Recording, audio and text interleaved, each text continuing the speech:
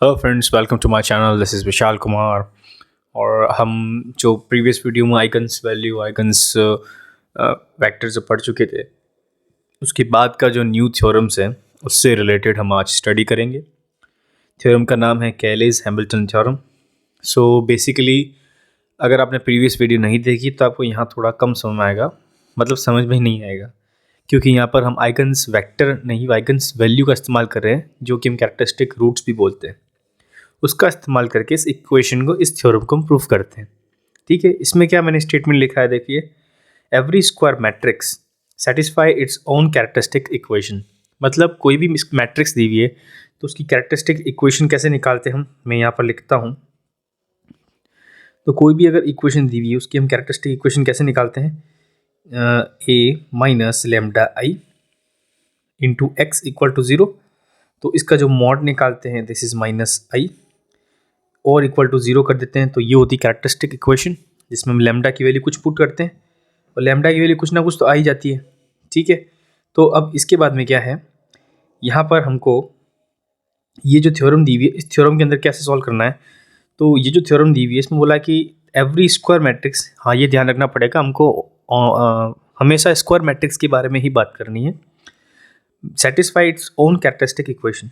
ठीक है, अब नीचे मैंने क्या लिखा है, जो मैंने बताया था ए माइनस लेमडा आई, जो मॉड्यूलस करते थे इक्वल टू ज़ीरो करते थे हम, उसकी वैल्यू कुछ भी आएगी। अभी यहाँ पर क्या मैंने जस्ट एक स्टेटमेंट जैसे लिखा है, कोई भी कांस्टेंट आ सकता है। लेमडा के अंदर होता है, अगर स्क्वायर मैट्रिक्स होगा तो लेमडा स्क्वायर होगा, अगर मैट्रिक्स 3/3 होगा तो लेमडा क्यूब आ जाएगा, मतलब उसकी लेमडा की 3 रूट्स आएगी, यहाँ पर लेमडा की 2 रूट्स आएगी।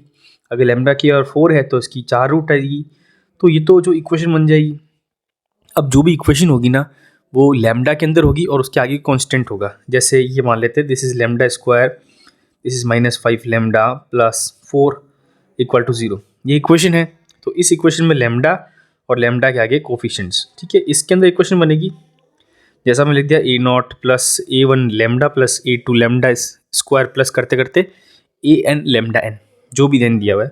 सो हमको क्या करना पड़ेगा, यहाँ पर बस इस इक्वेशन को प्रूफ ऐसे करना है, ये जो इक्वेशन ऊपर वाली है ना, इसको बराबर इक्वल टू 0 कर दूं मैं, और जो लैम्डा है इस तो इसमें क्या है, हमको बस लैम्डा जो है ना, लैम्डा की जगह ए पुट करना है। ए मीन्स मैट्रिक्स। ठीक है, तो ऊपर मैंने बस यही कर दिया। अब यहाँ पर A0 तो कांस्टेंट है, तो इसके साथ में आई लगा देता हूँ। आई मीन्स आइडेंटिटी, तो यहाँ मैं लिख देता हूँ where I is identity matrix. ठीक है, और यहाँ पर लगा दिया मैंने लैम्डा की जगह ए, तो और इसको इक्वल टू 0 कर देते हैं। अब इसमें क्या है, हमको जो LHS है, LHS मतलब ये वाला जो पार्ट है, इस वाले के अंदर ए की वैल्यू पुट करके हमको आंसर निकालना है। और वो जो चीज़ अगर 0 के बराबर आ जाए तो कैले हैमिल्टन थ्योरम हमारे प्रूफ हो जाएगी। अब देखो इसकी एप्लीकेशंस पढ़ते हैं। इसका मैं डेफिनेटली बताऊंगा आपको एग्जाम्पल के बिना समझ नहीं आएगा। इसके एप्लीकेशन ऐसे है, क्योंकि हम जब प्रीवियसली जब 12th में या पढ़ते थे, तो हम जब इन्वर्स निकालते थे किसी भी मैट्रिक्स का, तो वो थोड़ा टफ पड़ता था। देखो 2/2 में तो कोई दिक्कत नहीं है, वो इंटरचेंज करके साइन चेंज करना है। बट 3/3 के अंदर हमको बहुत दिक्कत आती थी, क्योंकि बहुत मतलब लंबा प्रोसेस हो जाता था। तो अगर वो प्रोसेस छोटा करना है ना, तो ये वाली इक्वेशन भी यूज़ कर सकते हैं। और क्वेश्चन एग्जाम के अंदर ऐसे ही आएंगे कि प्रूव द कैले हैमिल्टन थ्योरम एंड दस find the value of A inverse. बस ये है इसका सिंपल क्वेश्चन, इससे ऊपर तरीका कुछ भी नहीं बनेगा। अब चलो ठीक है, ये सब होने के बाद अब हम सॉल्व करते हैं। ठीक है, तो पहला एग्जाम्पल देते हैं, आपको कॉन्स्टेंट समझ में आ गया होगा, तो अब एग्जाम्पल स्टार्ट करते हैं। ठीक है, तो जो पहला क्वेश्चन है, verify the Cayley's Hamilton theorem if the matrix A is equal to this and find A inverse.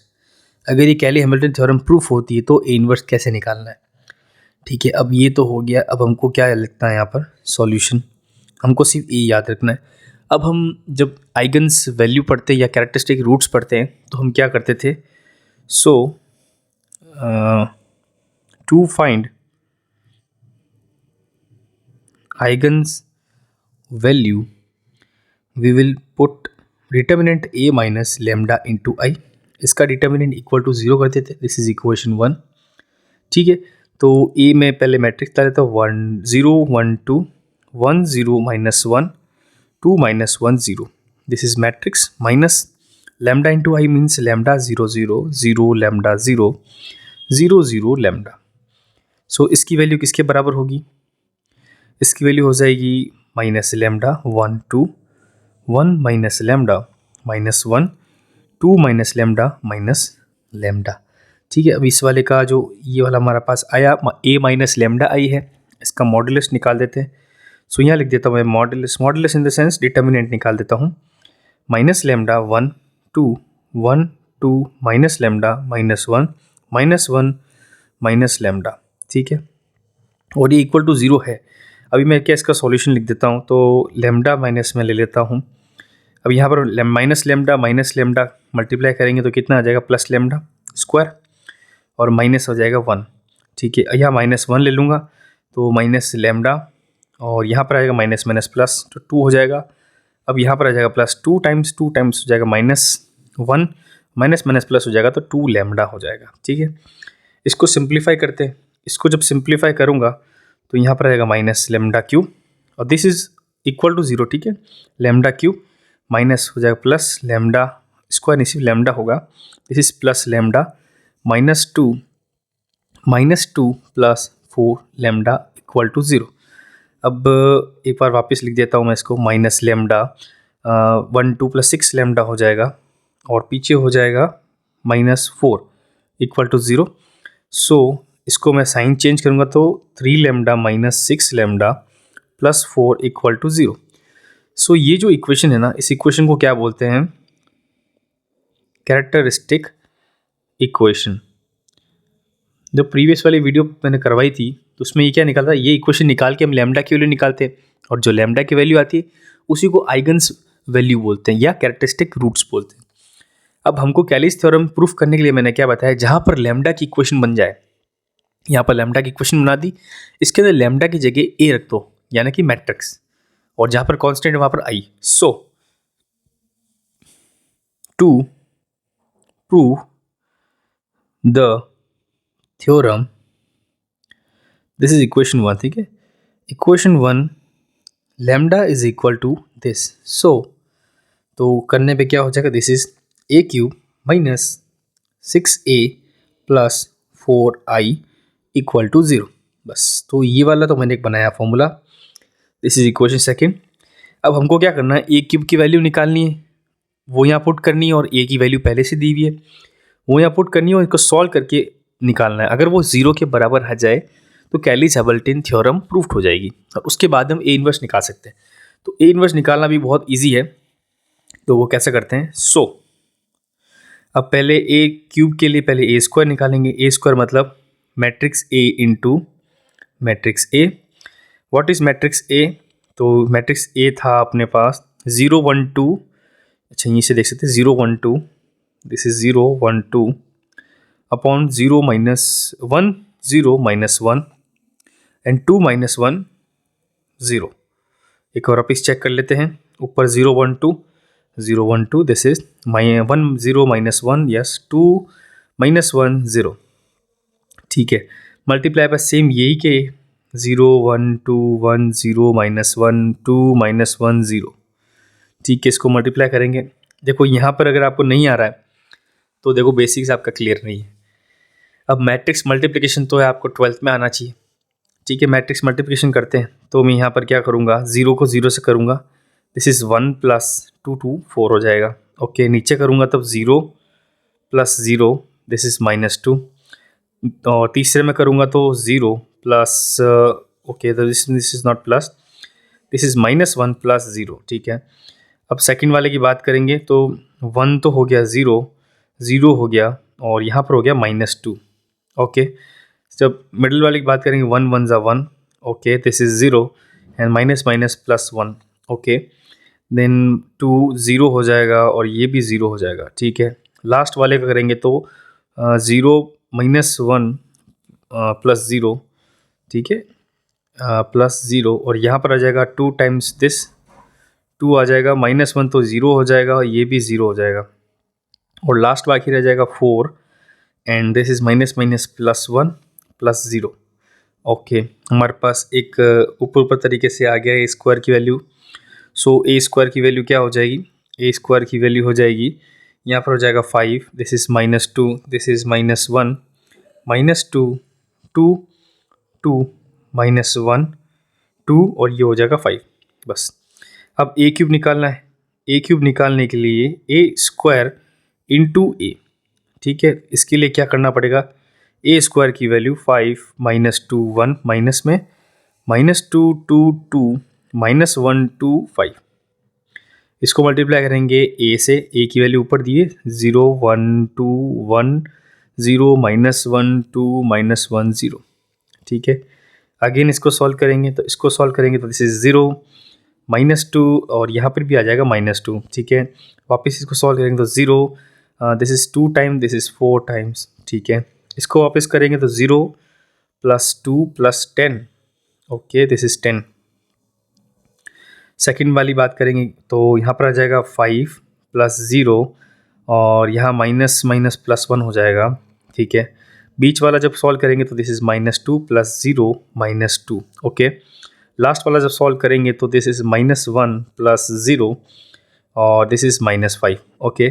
Last में 2 -1 है तो 10 माइनस माइनस प्लस हो जाएगा, दिस इज़ 4, ना this is not 4, this is 2 तो ऊपर हो गया, नीचे -2 है तो ये +2 हो जाएगा, ठीक है। अब 2 2 ज़ा -4 हो जाएगा क्योंकि -2 है और यह -2 हो जाएगा और लास्ट वाला 0 इसलिए मैं लिखूंगा नहीं, अब ज़रूरत ही नहीं है, ठीक है। और इसमें लास्ट में करेंगे तो 2 माइनस में हो जाएगा, this is minus times of 2, तो ए क्यूब की वैल्यू क्या निकलेगी हमारे पास, ए क्यूब इज़ इक्वल टू, ये ब्रैकेट बना दिया मैंने, ए क्यूब यहाँ पर जब प्लस करूँगा तो -4, नीचे आ जाएगा 6, नीचे आ जाएगा 12 और यहाँ पर आ जाएगा 6, this is I think -4, this is -6, this is 12, this is -6 and this is -4, ठीक है। हमारे पास ए क्यूब की वैल्यू आ गई।